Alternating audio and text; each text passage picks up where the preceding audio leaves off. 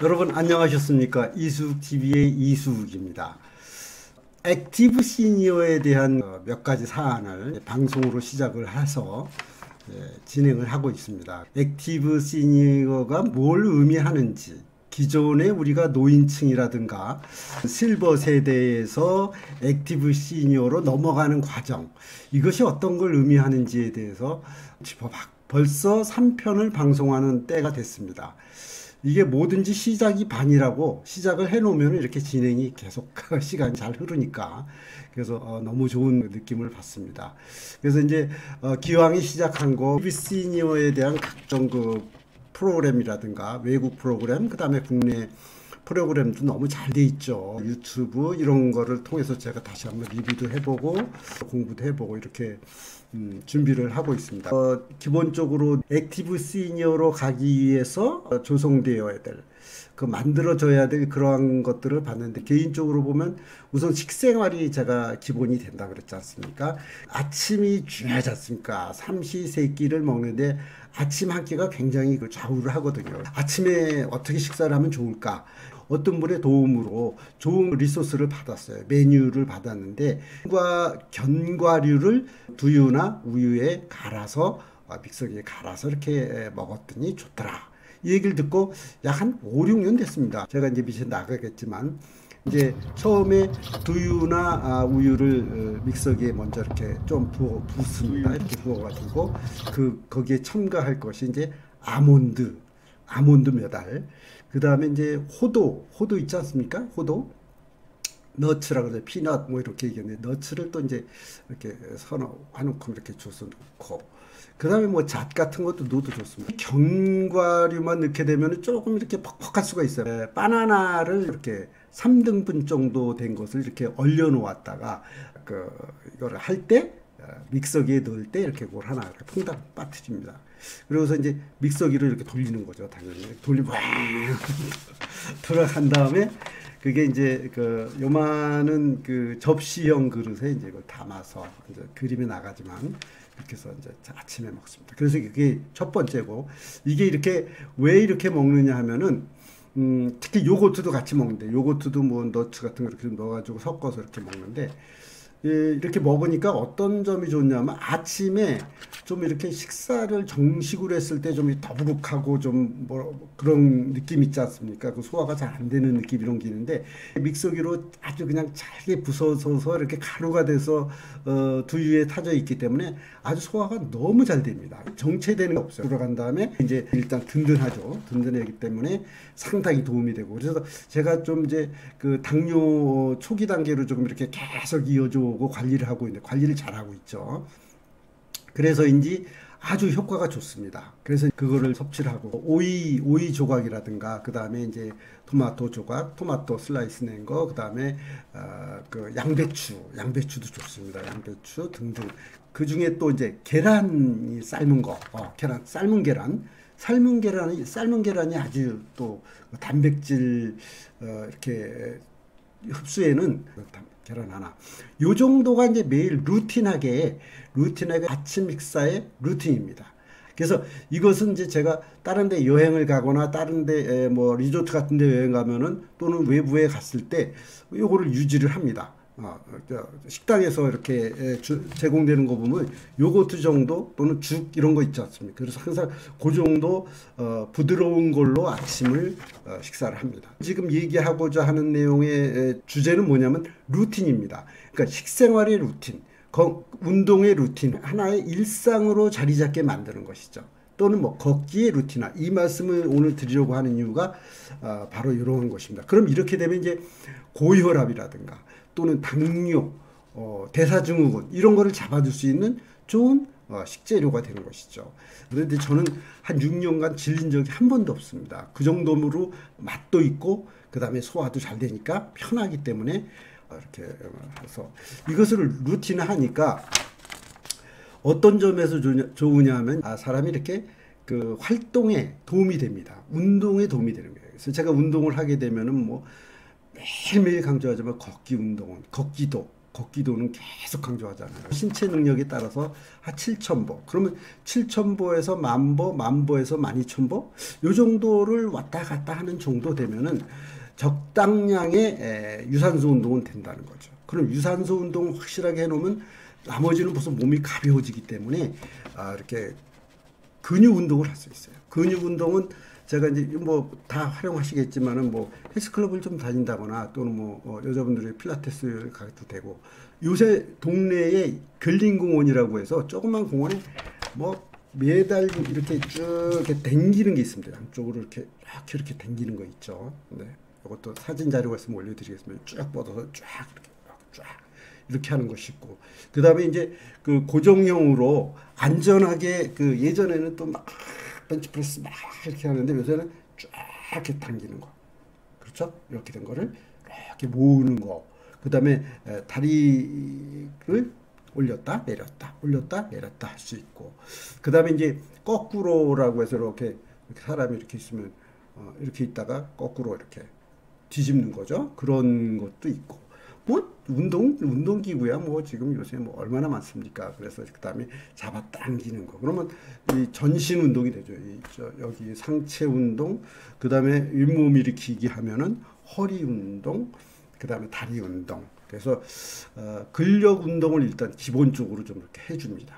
이제 한 30kg 정도를 이렇게 잡아당기고 올리고 하는데, 이게 좀 더 이제 숙달이 되고 적응이 되면은, 근육이 적응이 되면은 뭐 한 40kg까지 올려서 해도 좋지 않을까 하는 생각이 듭니다. 아침 식사의 루틴화, 걷기 운동인 유산소 운동의 루틴화, 그 다음에 근육 운동의 루틴화. 자, 그러면 여기까지만 되면은, 자, 액티브 시니어로 가는 딱 그 첫 관문을 돌파하신 거예요. 그 다음에는 뭐 각자 개인 역량에 따라서 이렇게 조깅을 해도 좋고, 그 다음에 저같이 이제 마라톤을 했어요. 빠른 걸음으로 막 걷다 보면은 스텝이 빠른 걸음을 걷게 되면은 마라톤 스텝이 됩니다. 그것도 됩니다. 그러면 그 다음 호흡도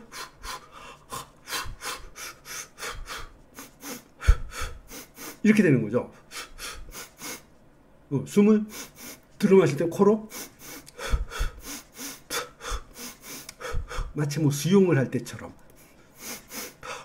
이렇게 이제 그게 호흡이 되면은, 호흡이 되고 다리 같은데 이제 근육이 어느 정도 저장이 되면은 굴러가는 거예요. 저절로 굴러가면 뭐 10km 정도, 5km는 초보, 그다음에 10km는 그냥 일반적으로 연습을 하면은 됩니다. 그다음에 21.09, 21.09면 이제 하프 마라톤이 되는데, 저도 이제 하프 마라톤을 뛰어봤지만은 그 정도까지 충분히 됩니다. 마라톤 풀 코스를 뛰려면 42.195, 42.195죠. 42.195는 상당히 이렇게 하드합니다. 그런 거는 이제 정말 그 대비를 해야 되겠죠. 어느 날 갑자기 액티브 시니어가 되는 건 아니에요. 액티브 시니어가 되기 위해서 벌써 10년, 20년, 30년 전부터 그런 루틴한 거를 가져온 사람들은 그냥 쭉 되는 겁니다. 저는 이제 30살, 30대부터 쭉 운동을 해왔어요.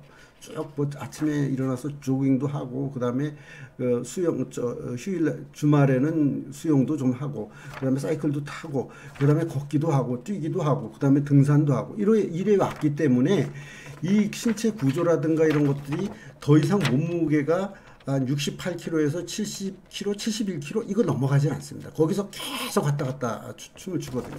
리듬에 따라서 이제 하면 되는 거죠. 그러나 이렇게 해오지 않다가 한 뭐 75kg, 80kg 중량이 나가는데 어느 날 갑자기 숨을 차면서 뛴다든가, 또는 뭐 계단을 막 올라간다거나, 그럼 등산을 하면 가슴이 쿵쾅거리고 그야말로 이제 숨이 차고, 그 다음에 심장마비가 올 수도 있는, 위험해질 수 있다는 것이죠. 그래서 그런 것들을 좀 조심해야 되고, 40, 50, 40부터 시작해야 돼요. 저는 30대부터 시작했지만 40, 50, 60, 70, 그 중간에 60대 시작하는 분들, 또 50대 시작하는 분들, 40대 시작하는 분들, 일찍 시작할수록 좋겠죠. 당연히 뭐든지 숙달하면 좋은 거니까. 그 베이비 부머 세대 그 정도에 이제 또 해당되는 분들이 언저리에 있는 분들이 대개 이렇게 사전에 준비를 하거나 또는 이제 그렇게 해왔던 분들이 있습니다. 그렇게 해서 액티브 시니어 단계로 들어가는 거예요. 그러니까 그냥 실버 세대라든가 노인이라고 일컬어지는 것에서부터 탈출을 하는 거죠. 탈출을 해서 그 어떤 국가 정책상에 나오는 65세 이상의 노인층, 지금 70세라고 얘기가 많이 되지 않습니까?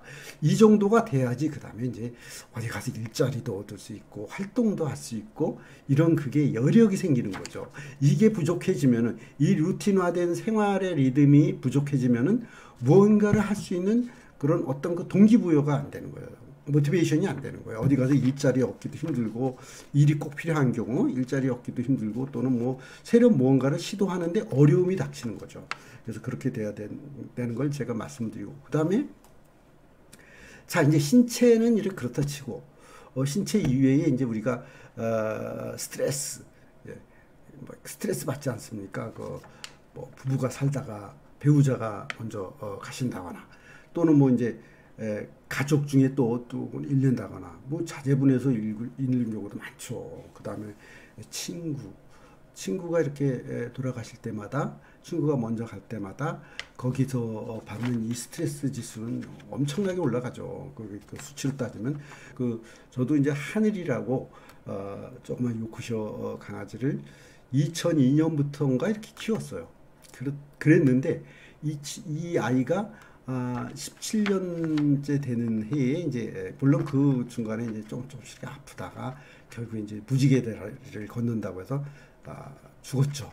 그래서 그때 그 상실감이 엄청나죠. 그게 한 아이를 키우는 것과 똑같으니까 우리 아이가 이제 그 당시에 중학교, 고등학교, 대학교, 군대 갔다 오고 이런 과정을 똑같이 거쳤기 때문에 상당히 상실감이 큽니다. 근데 이게 펜로스 증후군이라고 해서 여기서부터 헤어나지 못하는 경우도 많습니다. 왜 헤어나지 못하냐? 그 슬픔에 잠겨가지고 하다못해 아이가 막 병원에 데려가서 막 치료받고 반려견이나 반려묘도 이게 신장에 이상이 생길 수 있고 그다음에 그 장기 이상도 생기고 피부에 이상이 생기고 이러거든요. 그리고 걷는 거 막 슬개골이 탈구되고 막 이런 수술도 해주고 그러거든요. 그런 거 할 때마다 돈도 그렇지만 돈은 경제적으로 들어가는 건 둘째치고 심리적으로 우리가 그냥 그 피해가 막 심합니다. 그래서 같이 이렇게 한 가족처럼 살다가 사람이 사망했을 때 그래서 그런 부분도 이렇게 견뎌낼 수 있는 심신이 단련이 돼야 되겠다.